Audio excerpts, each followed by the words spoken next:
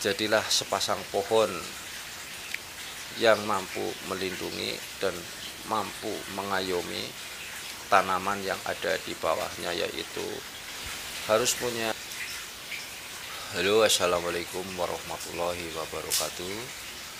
Selamat berjumpa kembali saudara-saudaraku semua yang dimana saja berada. Semoga selalu dalam keadaan sehat walafiat, tak kurang suatu apapun. Semoga saja dicukupkan segala sesuatunya di dalam kehidupan di atas bumi Nusantara ini. Dalam kali ini kami akan membahas sebuah tentang keilmuan Sang Kinasih atau Satria Piningit. Dalam tema malam ini, di dalam kemampuan dalam diri saya. Jadi di dalam kehidupan beliau Sang Kesatria Piningit itu adalah titisan dari leluhur terdahulu yang diamanai oleh Tuhan Yang Maha Esa untuk menjaga bumi Nusantara yang penuh dengan kekayaan sumber daya alamnya dan juga hasil buminya yang begitu melimpah ruah, dan juga begitu banyak pula rempah-rempah yang lain yang sangat berguna bagi kehidupan untuk nusa dan bangsanya. Jadi dalam pada prinsipnya di dalam beliau Satria Piningit untuk mengajari sebuah ilmu atau menebarkan sebuah ilmunya itu adalah membangun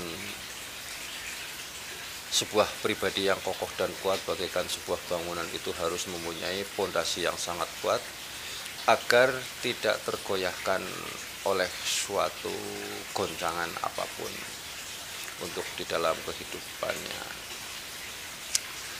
Tentunya bila mana manusia itu sudah membangun pribadinya secara lahir dan batin, akan menemukan sebuah dalam kehidupan yang aman, damai, dan tentram, saling memahami dan saling mengasihi kepada sesamanya. Karena alam sendiri ini sebetulnya atau harta benda yang ada di atas muka bumi ini tidak lain adalah hanya sebuah titipan. Titipan siapa yang diamanahkan kepada Sang Kesatria Piningit itu? Amanah dari Tuhan Yang Maha Esa atau titipan dari Tuhan Yang Maha Esa sendiri untuk manusia di atas muka bumi ini, untuk bekal kelangsungan hidup di atas muka bumi ini, agar manusia tersebut itu dapat memenuhi dalam kewajibannya itu. Sebagaimana kita itu umat manusia di atas muka bumi ini punya kewajiban kepada Tuhan Yang Maha Esa, tentunya tidak perlu kita ure, tapi setiap manusia itu akan memahami sebagaimana kita itu punya kewajiban di atas muka bumi ini. Maka dari itu alam ini harus dijaga dengan benar, tidak boleh dirusak, dan selalu itu harus dikelola. Karena apa? Dengan kerusakan alam sendiri itu akan rusak pula dalam kehidupan manusia.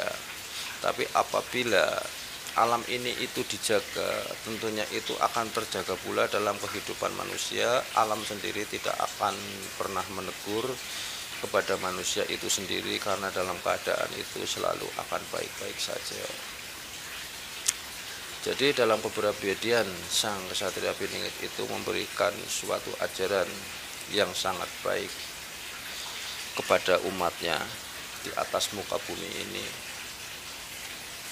itu untuk membangun dirinya, membangunkan orang yang masih tertidur, karena agar kita itu bangun, tidak ada sesuatu kebingungan, dan tahu kita itu harus kemana, kita itu harus bagaimana untuk menyikapi hidup ini, dan bagaimana untuk menjaga alam ini sendiri.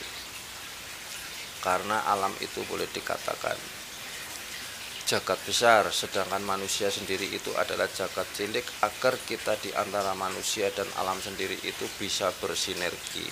Kita itu bisa membaca alam, dan kita itu bisa akan mengetahui di masa yang akan datang bagaimana cara kita itu menyikapi hidup dan bagaimana cara kita itu menjalani hidup di atas muka bumi ini.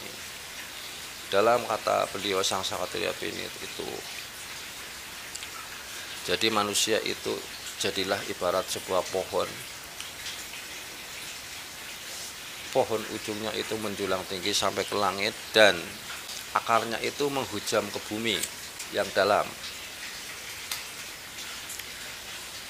Dan tangkainya pula itu supaya itu membentang luas di atas muka bumi ini, punya dedaunan yang rimbun agar bisa untuk berteduh kepada siapapun. Bagaikan dalam kisah cerita, yaitu yang di depan sebuah batu bocah Angon itu ada pohon handelum dan hanjuang. Di dalam versi dalam kemampuan saya itu sepertinya itu, saya punya pendapat itu adalah jadilah manusia itu sepasang pohon yang mampu melindungi dan mampu mengayomi tanaman yang ada di bawahnya, yaitu harus punya tangkai yang membentang luas dan punya dedaunan yang rimbun. Itu adalah sebuah kata siloka orang terdahulu agar kita itu mampu mempelajari dan mampu memecahkan, agar dalam kehidupan ini selalu itu akan mencapai sebuah cahaya mercusuar. Yang disebut cahaya mercusuar kalau menurut dalam versi saya, dalam pendapat saya itu cahaya keilmuannya. Mercusuar di dalam atas muka bumi ini atau mercusuar dunia itu, setiap kehidupan manusia itu akan mendapatkan suatu hati yang terang benderang dan punya pikiran yang terang benderang. Dalam kehidupan yang terang benderang itulah yang disebut mercusuar dunia. Nah, dalam kali ini kami membahas dalam tentang perjalanan Sang Kinasih. Barangkali itu ada sesuatu kekurangan atau kekeliruan karena dari batas kemampuan saya, karena setiap manusia itu punya porsi yang berbeda. Terima kasih apabila ada sesuatu kekurangan.